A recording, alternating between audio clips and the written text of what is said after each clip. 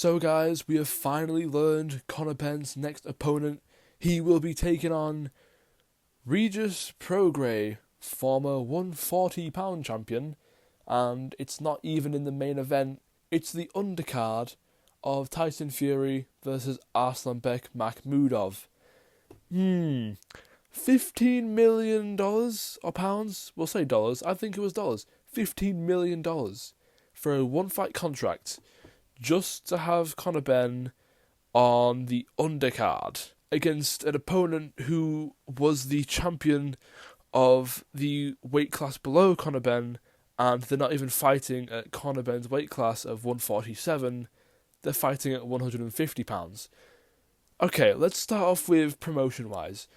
Promotion-wise, why are they doing this? This is a bit of a letdown, I'm going to be honest, because I've seen Conor Benn talking to Ryan Garcia, Devin Haney, Shakur Stevenson. Shakur Stevenson and Conor Benn even did an interview on the Ariel Helwani show. And so I thought, Conor Benn with this new Zuffa deal, he's going to go after one of these top elite American boxers. No, he's I'm no disrespect to Regis Prograis, but I don't live in America. He might be big in America, but in England and over the last few years, I've not heard anything about Regis Prograis. I've never heard of him until today, until I've done my research for this specific video. All this promotion just for Regis Prograis. I'm sorry, I don't think promotion-wise this was a viable option. Surely there could have been someone else. Maybe someone who's fought regularly at Conor Benn's weight class. If you go to the Ring Magazine's website and you look at junior welterweight, super lightweight, whatever you want to call it, Prograis, who is a former champion, isn't even ranked in the top 10 or 11 of any of the rankings, whether that's Ring, WBC, IBF, WBO, WBA, yada yada yada yada. You get the gist. But I have to be honest, from Zuffa's perspective, 15 million seems like a bit of a waste, to be honest. I mean, you're bringing this guy in, and from England, from the UK, the American population, from what I've seen, they don't really know about him. They don't really know about Conor Benn. Obviously, Ben's a big star in the UK, but I know I've seen clips of Sean O'Malley and Demetrius Johnson, big MMA fighters. They've got no clue who Conor Benn is. He comes in and makes 15 million, while these UFC fighters at the top level, they're making nowhere near 15 million. I just think that an opponent, at minimum, they could have had an opponent in Conor Benn's weight class at 147. But this fight isn't even at 147, it's at 150. They're not even fighting in Conor Benn's weight class. Is that a sign that Conor Benn's struggling to make 147? Is this a sign, maybe? Those two fights at super middleweight, was it? 168 or 160 against Chris Eubank Jr., both of those fights. Is he too used to making these bigger weights now for the legacy fights? I don't know. But I just find it a bit suspicious that Conor Benn is not fighting at 147, his first fight since the Chris Eubank bout back 2025. I think skill for skill wise, though, this is a good matchup for Conor Benn, because Regis Prograis, Rougarou, his nickname is, he's a good fighter. He's a former junior welterweight champion, super lightweight champion. He lost the belt to Devin Haney. He looks like a good fighter. He had a really good battle against another boxer known as Joseph Diaz in his last fight. Really good battle. I recommend watching the highlights over on the Ring Magazine's channel. Good fight. Diaz suffered a lot of cuts there. Prograis, he's a bit awkward. I've not really seen a fighter move like he moves. From looking at some of his previous fights, specifically the Devin Haney one, I saw him moving at the waist every now and again, feinting by bending at the waist and either direction, just moving left and right. He's not really quick with his feet.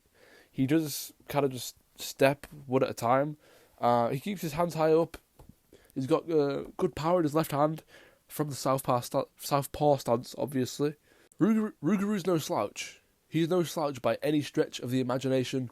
He's not like all these other bums that Conor Benn's been fighting over his career, where Conor Benn's just able to beat them up in the first round by absolutely overwhelming them with ferocity, intensity, tenacity, on any other itties that you can think of. That sounds bad. That's okay. Rougarou's a little bit older. I think he's 37. Conor Benn's 29, so the youth advantage is definitely on Conor Benn's side. So he's going to have that snap and that speed advantage. I think size-wise they're about the same. I think they're both about 5'8". So there shouldn't be too much trouble there. I'm not sure how good Conor Benn is against southpaws, but I think he's going to try and do what he normally does and just go all out, full pedal to the metal. That's why I personally like him as a boxer. We saw that in the first Eubank fight. Not so much in the second, because he learned his lesson and he calmed down a bit and he played the game a bit better as a boxer rather than just trying to smoke his opponents. So I think we will see some of that in this fight, some more maturity out of Conor Benn, not the typical hothead attitude fighting style, if you will, that we see out of Mr. Benn. But the last thing I want to touch on is, what if Conor Benn loses? I mean, Conor Benn has made a lot of headlines.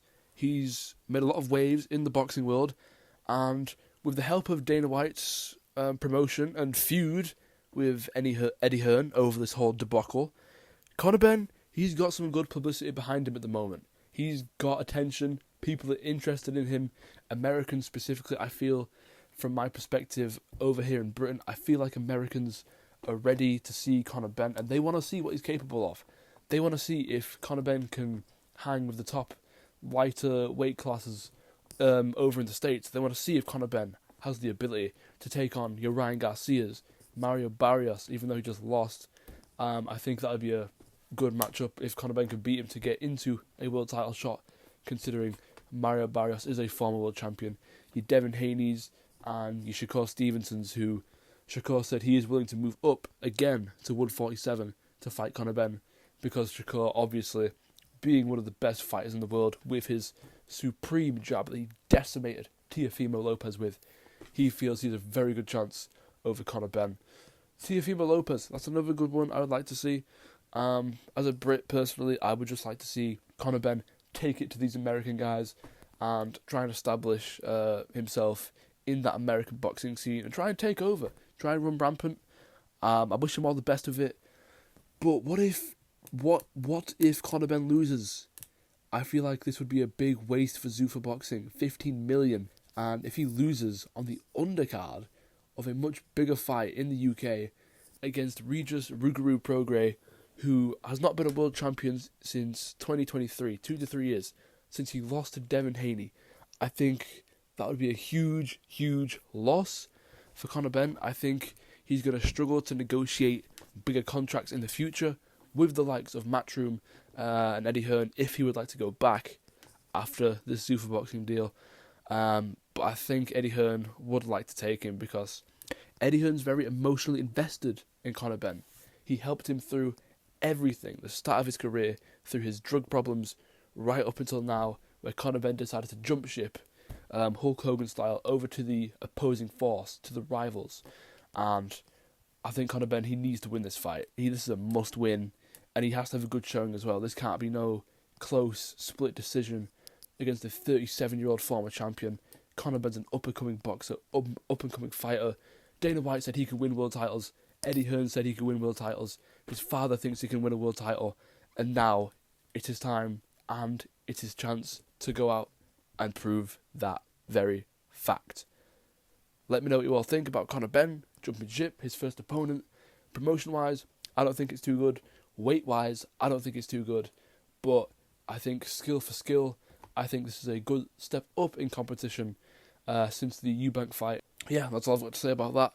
Thanks for watching. If you are interested in my predictions for the Elimination Chamber coming tomorrow from Chicago, I will be doing a video on that tomorrow as well. And after the show, I will be giving a quick rundown, a quick review of everything that happens on the show. So if you want to see that, be there tomorrow, and have a nice one. See you in the next one.